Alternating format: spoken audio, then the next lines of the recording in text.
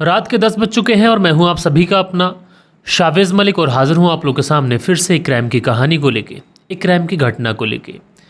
जैसा कि दोस्तों मैंने आप लोगों से ज़िक्र किया था, आप लोगों से पूछा था कि जो लोग चाहते हैं कि मैं वर्ल्ड न्यूज़ जैसे कि दुनिया में कहाँ कुछ चल रहा है उसके लिए एक चैनल बनाऊँ, तो फाइनली मैंने चैनल बना लिया है। उसका लिंक मैंने आज शेयर कर दिया है। तो जो लोग भी इंटरेस्टेड हैं, जो वर्ल्ड न्यूज़ सुनना चाहते हैं, दुनियादारी की न्यूज़ें सुनना चाहते हैं, तो वो एक बार जाकर उस चैनल को ज़रूर से ज़रूर चेकआउट करिएगा। तो लिंक मैंने आज के दिन छोड़ दिया है अपने चैनल पर, एक वीडियो शेयर कर दिया है। तो आप लोग मेरे चैनल पर अबाउट वाले सेक्शन में जाकर, जहाँ पर मैं पोस्ट करता हूँ, वो सारी चीज़ें आप लोग को देखने को मिल जाएंगी कम्युनिटी पोस्ट में। तो आप लोग जाकर उस चैनल को ज़रूर से ज़रूर सपोर्ट दीजिएगा, प्यार दीजिएगा। और अब आते हैं आज की कहानी के ऊपर। दोस्तों, क्राइम करने से पहले सबसे पहले जो व्यक्ति होता है वो एक प्लानिंग करता है और प्लानिंग के तहत ही क्राइम किया जाता है। कभी कभी क्राइम करना होता है और उसके लिए प्लानिंग में महीनों का वक्त गुजर जाता है। लेकिन दोस्तों, महीनों तक जब प्लानिंग की जाती है तो प्लानिंग बहुत ज़्यादा बड़ी होती है। कई बार ये प्लानिंग ऐसी होती है कि पुलिस को महीनों तक छकाती रहती है, बल्कि कई बार तो ये प्लानिंग ऐसी भी होती है कि पुलिस को सालों तक छकाती रहती है। कई बार इस तरीके के केसेस भी हमें देखने को मिले हैं कि जो क्राइम के केसेस हैं वो 40 से 50 साल के बाद भी खुले हैं, लेकिन उसके बाद भी जो कातिल है वो कम से कम पकड़ा गया है। लेकिन दोस्तों, कुछ केसों में जो स्क्रिप्ट लिखी जाती है क्राइम करने के लिए, वो इतनी ज़्यादा कमज़ोर होती है, इतनी ज़्यादा वाहियात होती है कि पुलिस उस घटना का खुलासा करने में ज़रा भी समय नहीं निकालती। कभी कभी 24 घंटे में, कभी कभी 12 घंटे में, कभी कभी 2-3 घंटे के अंदर ही पूरे केस का खुलासा हो जाता है। और जो आज की कहानी मैं आप लोग को सुनाऊंगा, सेम आज की कहानी में कुछ ऐसा ही होता है। एक कत्ल करने के लिए महीनों तक प्लानिंग की जाती है, महीनों तक प्लानिंग की जाती है। कत्ल कैसे करना है, क्या नहीं करना है। कत्ल इस तरीके से करना है कि किसी भी तरीके से, किसी भी एंगल से हमारे ऊपर शक न हो और उसके बाद में हम लोग पुलिस के चंगुल से, समाज की नज़रों से बच के निकल जाएं। लेकिन ये बस कातिल का एक वहम था। प्लानिंग तो उन्होंने बड़ी सॉलिड की थी, लेकिन जिस तरीके से पुलिस ने इस पूरी प्लानिंग का जो मंसूबा था उस पर पानी फेर दिया और उसके बाद में जब इस पूरे केस का खुलासा हुआ तो लोग वाकई हैरान थे। लोग यही सोच रहे थे कि इंसान आखिर अवैध संबंधों के लिए कितना गिर सकता है।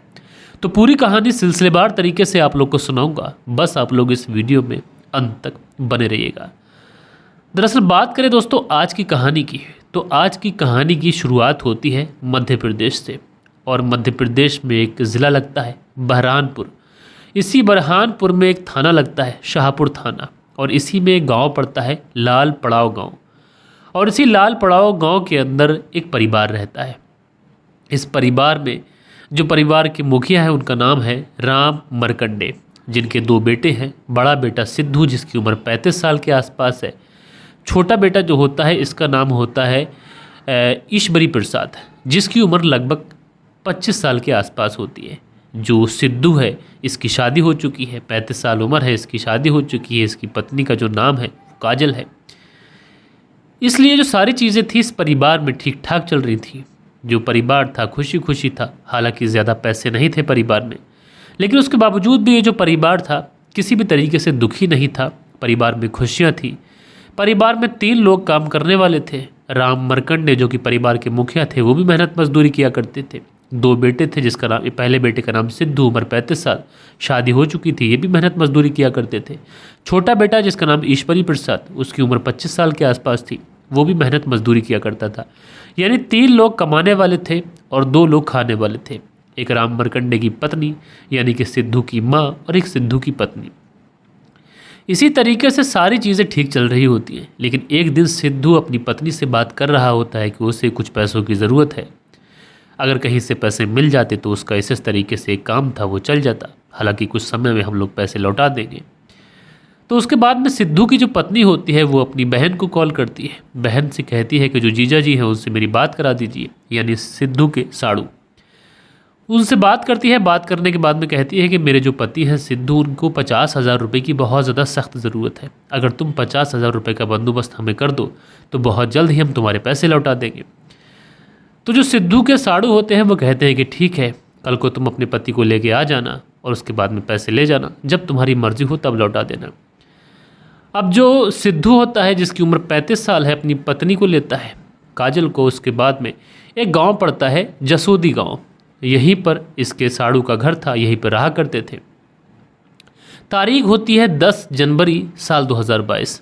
10 जनवरी साल 2022 को सिद्धू अपनी पत्नी काजल को लेता है और जसूड़ी गांव पहुंच जाता है। रात रुकता है, बाकायदा खाना वगैरह खाता है। उसके बाद में शाम को ये लोग सो जाते हैं। सुबह होती है, नाश्ता वगैरह ये लोग करते हैं। उसके बाद में तकरीबन 11 बजे के आसपास सिद्धू अपने साड़ू से कहता है कि वो 50,000 रुपये का जुगाड़ करके मुझे दे दीजिए। जैसे ही मेरे पास होंगे तो सबसे पहले मैं तुम्हारा कर्जा लौटाऊंगा। तो जो सिद्धू का साड़ू होता है वो कहता है कि यार इस तरीके की जल्दबाजी क्या है, चले जाना, दोपहर का खाना खा लेना, उसके बाद चले जाना। पैसों का बंदोबस्त मैंने करके रख लिया है, पैसे मैं तुम्हें दे दूंगा और इतनी जल्दी भी नहीं है, जब तुम्हारा मन करे तब लौटा देना, मुझे इतनी कुछ खास ज़रूरत नहीं है। अच्छा, जो सिद्धू होता है, जब अपने साड़ू के मुँह से ये बातें सुनता है कि उसका साड़ू पैसे उसको उधार भी दे रहा है, साथ के साथ ये भी कह रहा है कि दोपहर का खाना खा के जाइए, यानी अच्छी मेहमान नवाजी कर रहा है, और उसके बाद में ये भी कह रहा है कि पैसों की इतनी जल्दी ज़रूरत भी नहीं है, जब तुम्हारा मन करे तब लौटा देना। सिद्धू बहुत ज़्यादा खुश हो जाता है। अपनी पत्नी काजल से कहता है कि क्यों ना हम लोग दोपहर का खाना खा के चलें, क्योंकि अगर हम लोग दोपहर का खाना खाकर नहीं गए, हो सकता है कि भाई नाराज़ हो जाएं, और ये ठीक नहीं है कि हम लोग नाराज़ करके चले जाएं, अपने मतलब से आएँ और पैसे लेके चले जाएं। तो जो काजल होती है कहती है ठीक है, खाना खाकर हम लोग शाम के वक्त 4 बजे के आसपास निकल लेंगे। उसके बाद दोपहर का खाना बनता है, सब लोग खाना खाते हैं। खाना खाने के बाद में थोड़ी बहुत देर आराम करते हैं, चाय पानी पीकर 4 बजे के आसपास जो सिद्धू होता है अपनी पत्नी काजल के साथ इस जसोंदी गांव से अपने गांव के लिए निकलता है। जो गांव होता है लाल पड़ाव, लाल पड़ाव के लिए निकलता है। रास्ते में एक जगह पड़ती है जो कि पुराना आरटीओ करके, पुराना आरटीओ बैरियर के नाम से इस जगह को जाना जाता है। यहीं पर आकर अचानक से इनकी जो बाइक है वो थोड़ी सी ख़राब हो जाती है। ये लोग बाइक रोकते हैं। उसी समय एक आदमी बाइक से आता है, उसके पीछे दूसरा आदमी बाइक से आता है और इन्हें परेशान करने लगते हैं। सिद्धू को और उसकी पत्नी काजल को परेशान करने लगते हैं। सिद्धू उन लोगों से कहता है कि तुम्हें क्या चाहिए, क्या मतलब है, आखिर तुम यहाँ पर क्यों रुके हो, मुझे तुम्हारी मदद की ज़रूरत है नहीं। तो वो जो दोनों ही लोग होते हैं सिद्धू के साथ में मारपिटाई करने लग जाते हैं। उसके साथ में इतनी ज़्यादा मारपिटाई करते हैं कि उसके पास में जो 50,000 रुपये थे वो भी छीनते हैं और साथ के साथ सिद्धू को बंधक बनाकर वो अपने साथ ले जाते हैं। अब बेचारी जो काजल थी वहाँ से भागती है। भागने के बाद में ये एक जगह पहुँचती है। ये जगह है शिवपुरा थाना के आसपास एक जंगल है, वहीं पर बैरियर से थोड़ा आगे। तुरंत शिवपुरा थाने में ये जो काजल थी तुरंत फ़ोन करती है। फ़ोन करने के बाद में कहती है कि साहब शिवपुरा थाने से बोल रहे हैं, मैं काजल बात कर रही हूँ। मैं अपने पति सिद्धू के साथ में इसी जसोंदी गांव में आई हुई थी और यहाँ से जब मैं अपने घर के लिए निकली तो जो जंगल का रास्ता है पुराने आरटीओ बैरियर के पास में, वहीं पर 2 लोगों ने मेरे पति के साथ में बहुत ज़्यादा मारपिटाई की है। और इतना ही नहीं, हमारे पास में 50,000 रुपये थे जो हम लोग उधार लेके आ रहे थे, वो भी हमसे छीन लिए और साथ के साथ मेरे पति को उठाकर पता नहीं कहाँ ले गए। साहब मुझे बिल्कुल नहीं पता, आप जल्दी से आ जाइए, मेरी मदद कर दीजिए। अब जैसे ही एक असहाय महिला पुलिस को ये फ़ोन करती है कि इस तरीके से उसके साथ में पूरी घटना को अंजाम दे दिया गया है, पुलिस की गाड़ी जो थी वो तुरंत तैयार होती है। पुलिस के जितने भी कर्मी होते हैं वहाँ पर पुलिसकर्मी सारे के सारे उस गाड़ी में बैठते हैं और तुरंत उस जगह पर पहुँच जाते हैं जो एड्रेस उस महिला ने बताया था। अब वहाँ पर पहुँचते उस महिला से पूछते हैं क्या हुआ क्या नहीं हुआ। बाइक वहीं पर पड़ी हुई थी। अब बड़ा मामला ख़राब है क्योंकि जंगल में ना तो कोई सीसीटीवी कैमरा है जिससे तलाश आगे बढ़ाई जा सके। लिहाजा पुलिस जो थी वो इसी काजल से पूछताछ करती है कि क्या हुआ था क्या नहीं हुआ था। काजल वही बातें बताती है कि कल हम अपने गांव से जसोंदी गांव आए थे और यहीं पर हमारी बहन रहती हैं। अपने साड़ू से उन्होंने 50,000 रुपये उधार लिए थे। उसके बाद हम लोग लौट के आ रहे थे और उसके बाद में अचानक से कुछ 2 लोग आए, उन्होंने मारपिटाई कर दी। उसके बाद में मेरे पति को न जाने कहाँ ले गए। साहब मुझे बिल्कुल नहीं पता। अब पुलिस आस पड़ोस के जंगल में जितनी भी जगहें होती हैं सब जगह छान मारती है, लेकिन कहीं से भी उसका जो पति होता है जिसका नाम सिद्धू होता है उसका कुछ पता नहीं चलता है। लिहाजा पुलिस कहती है कि तुम अपना घर का एड्रेस बताओ, हम तुम्हें घर छोड़ देते हैं और तुम्हारे पति को ढूंढा जाएगा। जैसे ही तुम्हारे पति मिल जाएंगे तो तुम्हारे पति को तुम्हारे पास पहुंचा दिया जाएगा। लिहाजा शुरुआत में पुलिस को तो ये मामला इतना ज़्यादा गंभीर लग नहीं रहा था क्योंकि पुलिस सोच रही थी कि छोटा मोटा लूट का मामला है, क्योंकि हो सकता है कि वो जो सिद्धू है वो लोगों के पीछे भागा हो सकता है कि खुद घर आ जाए। तरह तरीके की बातें पुलिस के मन में भी थी। लिहाजा जो काजल होती है उसको उसके गांव जो लाल पड़ाव है वहाँ पहुँचा दिया जाता है। वहाँ पर उसके जो देवर होते हैं वो जब ये सुनते हैं कि उनके ही भाई को कोई उठा कर ले गया है और साथ के साथ उनके पास से पैसे भी लूट लिए, बहुत ज़्यादा मार पिटाई की है। देवर का नाम होता है ईश्वरी प्रसाद। ये भी बहुत ज़्यादा घबरा जाते हैं। तुरंत पुलिस से कहते हैं कि साहब किसी भी तरीके से उसके भाई को ढूंढ लीजिए। उसके बाद में ये जो खबर थी होते करते पूरे गांव के अंदर आग की तरफ फैल जाती है कि जो सिद्धू है उसको चोरों ने अगवा कर लिया है, साथ के साथ उसके पास से 50,000 रुपये भी लूट लिए। अब मामला बड़ा खरा है, सिद्धू मिल भी नहीं रहा है। लिहाजा पुलिस के ऊपर भी गांव वालों का प्रेशर पड़ता है कि जितनी भी जल्दी हो सके सिद्धू को ढूंढ दो, कहीं ऐसा ना हो कि उसके साथ में कोई हादसा हो जाए, कोई अनहोनी हो जाए। अब पुलिस भी बड़ा कश्मकश में। लिहाजा पुलिस अब फिर से इस महिला से पूछताछ करती है। जब इस महिला से पूछताछ करती है तो पुलिस को ऐसा लगता है कि महिला वहाँ पर जो बातें बता रही थी वो अलग है और यहाँ पे जो बातें बता रही हैं वो अलग है। लेकिन इस सब में एक चीज़ जो पुलिस ने नोटिस की थी, ये पुलिस के लिए बहुत ज़्यादा इम्पॉर्टेंट थी। दरअसल जो महिला थी काजल जिसका नाम है और इसका जो देवर है ईश्वरी प्रसाद, जब ये दोनों पुलिस से बात कर रहे थे तो दोनों एक दूसरे की आंखों में झांकने की कोशिश कर रहे थे। अब पुलिस ये देखती है कि दोनों एक दूसरे की आंखों में झांकने की कोशिश कर रहे थे, क्या माजरा है। लिहाजा पुलिस वापस चली जाती है, इन लोगों से कहती है कि ठीक है तुम लोग देखो और उसके बाद में हम भी देखते हैं, जैसे ही सिद्धू के बारे में कोई भी इन्फॉर्मेशन मिलेगी हम लोग तुम्हें बताएंगे। उसके बाद में पुलिस जो होती है इस गांव के अंदर, जो लाल पड़ाव गांव है, इस गांव के अंदर अपने मुखबिर एक्टिव करती है और मुखबिर एक्टिव करने के बाद में पुलिस ये पता लगाने की कोशिश करती है कि जो काजल है और उसके जो पति सिद्धू हैं, इन दोनों के बीच में रिश्ते कैसे थे। लेकिन यहाँ से भी पुलिस को बड़े अजीब जवाब मिलते हैं। दरअसल जो मुखबिर होता है वो पुलिस को आके बताता है कि साहब जो काजल है इसके जो पति सिद्धू थे जो गायब हैं, उनका उनकी पत्नी के साथ में पिछले कई दिनों से विवाद चल रहा है। और ये भी सुनने में आया है, उड़ते उड़ते सुनने को मिला है कि जो काजल है उसके देवर ईश्वरी प्रसाद के साथ में नाजायज़ रिश्ते हैं। अब जैसे ही ये बात पुलिस को पता चलती है, पुलिस तुरंत शक के आधार पर जो काजल होती है इसे उठाती है, साथ के साथ ईश्वरी प्रसाद को भी उठाती है। दोनों को पुलिस थाने लेके आती है। इन दोनों को लाने के बाद में अलग अलग कमरे के अंदर बैठाया जाता है और उसके बाद में सबसे पहले इस काजल से पूछताछ की जाती है। तो काजल पुलिस को वही बातें बताती है जो उसने वहाँ पर अपने बयान लिखवाए थे। फिर उसके बाद में पुलिस ईश्वरी प्रसाद से पूछती है, ईश्वरी प्रसाद भी वही बातें बताता है जो नॉर्मल सी थी कि भाभी और भैया वहाँ पर गए थे अपने साड़ू के घर, उसके बाद में आ रहे थे, उसके बाद में ये हादसा हो गया। लिहाजा पुलिस जो थी वो फिर से काजल के पास पहुंचती है और काजल के पास पहुंचने के बाद में कहती है कि देखो काजल, तुम सब कुछ सच सच बता दो। अगर तुम सच सच नहीं बताओगी तो तुम्हारे लिए मुश्किल हो जाएगी, क्योंकि ईश्वरी प्रसाद ने पुलिस को सब कुछ सच सच बता दिया है और उसकी जो सज़ा है वो कम हो गई है। अब जैसे ही ये बातें पुलिस वाले कहते हैं इस काजल से, तो काजल सटपटा जाती है। वो सोचती है कि ईश्वरी प्रसाद की सज़ा कम हो गई है, अगर वो भी सच सच बता देगी तो उसकी सज़ा भी कम हो जाएगी। लिहाजा जो काजल थी कोई पेशेवर मुजरिम तो थी नहीं, कोई पेशेवर कातिल तो थे नहीं, इसलिए पुलिस के झांसे में आती है। और झांसे में आने के बाद में ये पुलिस को जो कहानी सुनाती है, उस कहानी को सुनने के बाद में रिश्ते तार तार हो जाते हैं।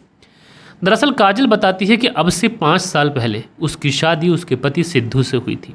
5 साल पहले शादी हुई थी और उसके बाद में वो अपने पति के साथ में रहना शुरू करती है। घर में देवर था, उस समय उसकी उम्र थी लगभग 20 साल के आसपास, जिसका नाम ईश्वरी प्रसाद है। तो देवर भी भाभी का बहुत ज़्यादा ख्याल रखता था, साथ के साथ जो भाभी थी वो भी अपने देवर का बहुत ज़्यादा ख्याल रखती थी। घर में और कोई तो था नहीं, एक माँ थी, एक पिताजी थे और एक पति थे सिद्धू, एक उनका भाई था जिसका नाम ईश्वरी प्रसाद। कुछ ज़्यादा बड़ी फैमिली भी नहीं थी। लिहाजा जो पति होते हैं वो बार बार उनके साथ में शारीरिक संबंध तो बनाते हैं, लेकिन कई बार ऐसा होता है कि वो शारीरिक संबंध बनाने में फ़ेल हो जाते हैं। जब वो शारीरिक संबंध बनाने में फ़ेल होते हैं तो एक दिन बातों ही बातों में जो काजल होती है अपने देवर ईश्वरी प्रसाद से जिक्र करती है कि कोई हकीम है। तो ईश्वरी प्रसाद पूछता है कि क्या हुआ, हकीम की ज़रूरत तुम्हें क्यों पड़ रही है। तो वो कहती है कि दरअसल जो तुम्हारे भैया हैं वो शारीरिक रूप से थोड़े से कमज़ोर हैं, मैं चाह रही हूँ कि उनकी दवा हो जाए, उसके बाद वो ठीक हो जाए, कम से कम हमारा जो वैवाहिक जीवन है वो तो सही हो जाए। अब जैसे ही ये बात ईश्वरी प्रसाद सुनता है तो उसको कुछ और करना चाहिए था, लेकिन यहाँ पर उसके अंदर शैतान जागता है। वो अपनी भाभी से कहता है कि भाभी कोई बात नहीं, अगर भैया कमज़ोर हैं तो मैं हूँ, मैं तुम्हारा साथ दूंगा और हमेशा इस घर में हूँ, तुम्हें जब भी मेरी ज़रूरत पड़े तुम मुझे बुला लेना। अब जैसे ही ये बात एक काजल सुनती है तो काजल को बड़ा अजीब सा लगता है, लेकिन काजल भी समझ जाती है वक्त की नज़ाकत को देखते हुए कि उसका देवर इशारों ही इशारों में आखिर कहना क्या चाहता है। उसके बाद में काजल जो होती है वहाँ से शर्मा के चली जाती है। इधर जो ईश्वरी प्रसाद था अपनी भाभी के आगे पीछे घूमने लगता है, उसको रिझाने की कोशिश करता है। उधर जो बेचारा सिद्धू था ये अपना काम काज करता, आता, पत्नी के साथ सोता, इसी तरीके की चीज़ें चलती रहती हैं। शादी के तकरीबन 5 साल गुजर जाते हैं, लेकिन इन दोनों को अभी तक एक बच्चा नहीं हुआ था। उसके बाद में जो ईश्वरी प्रसाद था ये अपनी भाभी के साथ में प्रेम संबंधों में पड़ता है, उसके साथ में शारीरिक संबंध बनाना शुरू करता है। और एक बार जब ये शारीरिक संबंध बनने का सिलसिला शुरू हो जाता है तो फिर उसके बाद कभी रुकने का नाम नहीं लेता। अब आए दिन इन दोनों के बीच में शारीरिक संबंध बनते रहते हैं। ये दोनों अपनी ज़रूरतें पूरी करते रहते हैं। इधर जो बड़ा भाई था सिद्धू वो अपना काम करने जाता, इधर जो छोटा भाई था ये अपना काम करता। इसी तरीके से जो ज़िंदगी थी वो चल रही थी। लेकिन दोस्तों, जैसा कि बड़े बूढ़ों ने हमेशा कहा है कि इश्क और मुश्क ये चीज़ें ऐसी होती हैं कि इनको कितना ही छुपाया जाए, कितना ही आड़ में रखा जाए, आखिरकार ये चीज़ें उछल कर लोगों के सामने आती है और ये जो भेद होता है एक ना एक दिन खुल जाता है। लिहाजा जो सिद्धू होता है एक दिन अपने काम के सिलसिले में घर से बाहर जाता है। उसके बाद में इसका जो भाई ईश्वरी प्रसाद होता है अपनी भाभी के साथ में इंटीमेट होने लगता है और उसी समय सिद्धू अचानक से घर पे आ जाता है। जैसे ही सिद्धू घर पे आता है तो देखता क्या है कि उसका ही भाई ईश्वरी प्रसाद उसकी ही पत्नी काजल के साथ में आपत्तिजनक हालत में है। वो एकदम से चीखने लगता है, पत्नी को बहुत ज़्यादा मार पिटाई कर देता है, भाई को डांट डपट देता है। उसके बाद में जो पत्नी काजल होती है कहती है कि उससे गलती हो गई, आइंदा से कभी गलती नहीं होगी। जो ईश्वरी प्रसाद होता है वो भी अपने भाई के पाँव पड़ जाता है, कहता है भैया आज से मुझसे कभी गलती नहीं होगी। अब भाई तो भाई है, वो माफ़ कर देता है, कहता है कि ठीक है आज तो मैंने माफ़ कर दिया, लेकिन आइंदा से अगर इस तरीके की गलतियाँ हुई तो फिर मुझसे बुरा कोई नहीं होगा। इतना कहकर वो अपने काम पर चला जाता है। इधर जो ईश्वरी प्रसाद था और इसकी जो भाभी काजल थी उसके जाने के बाद फिर से एक दूसरे के साथ में फिजिकल होते हैं और फिर से शारीरिक संबंध बनाने के बाद में ये दोनों कहते हैं कि क्यों ना इस सिद्धू को इस दुनिया से हमेशा हमेशा के लिए विदा कर दिया जाए। दोनों प्लानिंग करते हैं और इस प्लानिंग में तकरीबन ये 1.5 महीने का समय लगाते हैं। किस तरीके से हत्या करनी चाहिए, किस तरीके से पुलिस के चंगुल से हमें बचना है।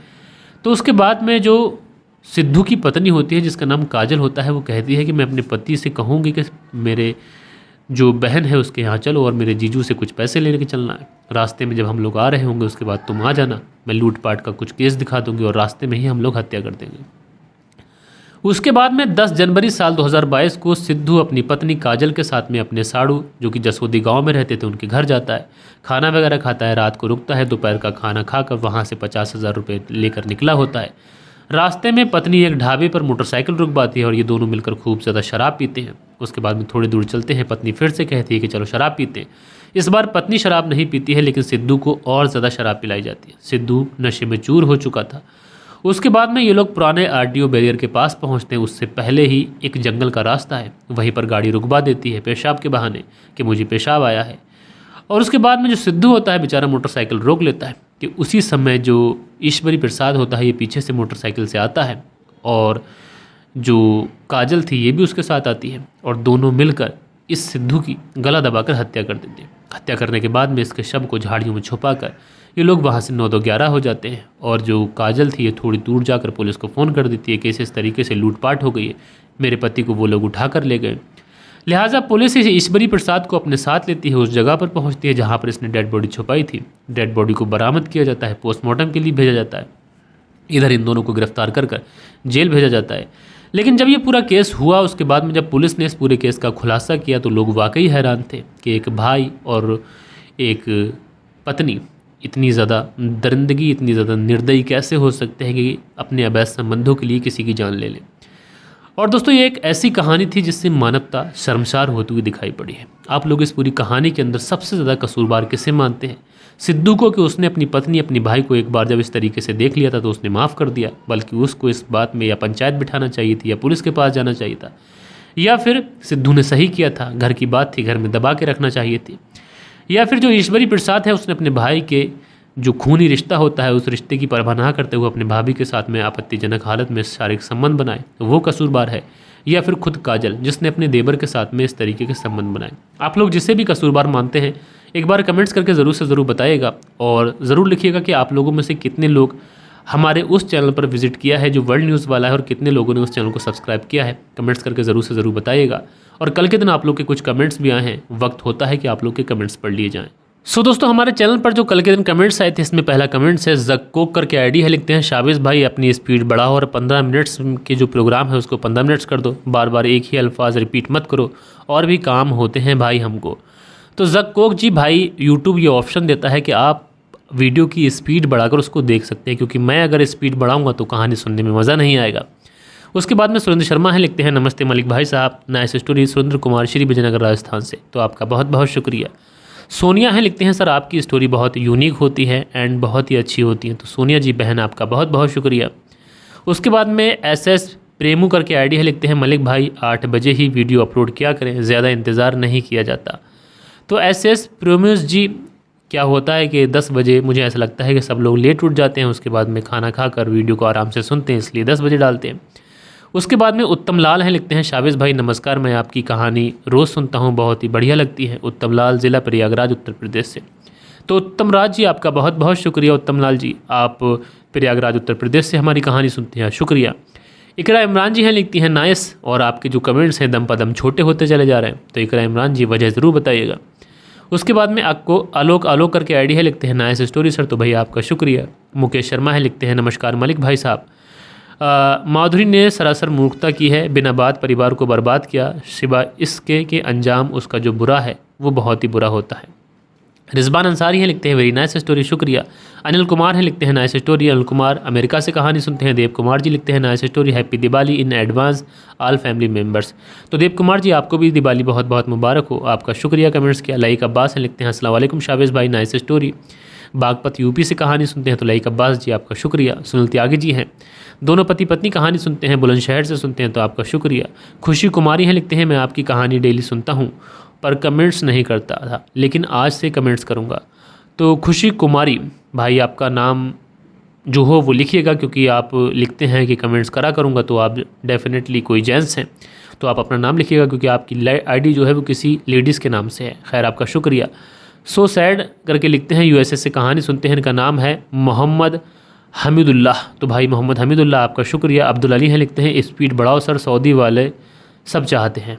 तो अब्दुल अली जी, आप YouTube में ऑप्शन होता है, उसके थ्रू स्पीड बढ़ा लिया करें अगर आपको देखना है। उसके बाद में अगला जो कमेंट्स है ये लिखते हैं शावेज़ भाई आपका नाम बोल कर दिखाओ, गलत हो गया, सॉरी, बहुत बढ़िया स्टोरी आपका, कहानी गुजरात राजकोट से सुन रहा हूँ मैं। तो समीर शाह जी, आपका बहुत बहुत शुक्रिया, और आपने जो नाम लिखा है शावेज़, ये बिल्कुल करेक्ट है। उसके बाद में अगला जो कमेंट्स है अदनान अब्दुल्ला रज़ाक हैं, लिखते हैं अस्सलाम वालेकुम भाई, कैसे हैं आप और चाहिए क्या था इस औरत को। तो अदनान अब्दुल्ला रज़ाक जी, आपका शुक्रिया। ये चौधरी हैं, लिखते हैं हाँ ना भाई, कभी खम खाए भेड़िए का नाम बदनाम, इंसान जालिम दरिंदा बहशी कोई नहीं है। ये कहते हैं कि खाम खा भेड़िए को बदनाम कर रखा है, जबकि इंसान से ज़्यादा दरिंदा कोई नहीं है। भाई आपका शुक्रिया ये चौधरी जी।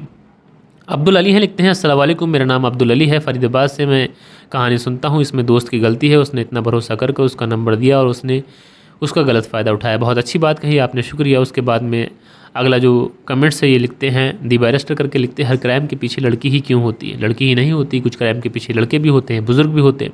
सतबीर लिखते हैं कहानी सुनकर बहुत अच्छा लगा, आपका शुक्रिया सतबीर जी। उसके बाद में हसीबुल अंसारी हैं, लिखते हैं अस्सलाम वालेकुम मलिक भाई, नाइस स्टोरी, आपकी आवाज़ बहुत अच्छी है, शुक्रिया। और जो दी बैरिस्टर हैं इस पर एक रिप्लाई किया है इकरा इमरान ने, जो हस्ती हैं। तो इकरा इमरान जी, आपका बहुत बहुत शुक्रिया, और दोस्तों आप लोगों का बहुत बहुत शुक्रिया कि इस तरीके से आप लोगों ने कमेंट्स किया। तो ये थी कहानी, और कहानी कैसी लगी कमेंट्स करके ज़रूर से ज़रूर बताइएगा। मिलते हैं कल के दिन किसी और क्राइम स्टोरी के साथ में, जब तक के लिए अपना ख्याल रखिएगा, देश का ख्याल रखिएगा, परिवार के रिश्तों की अहमियत को समझिएगा। जय हिंद, जय भारत।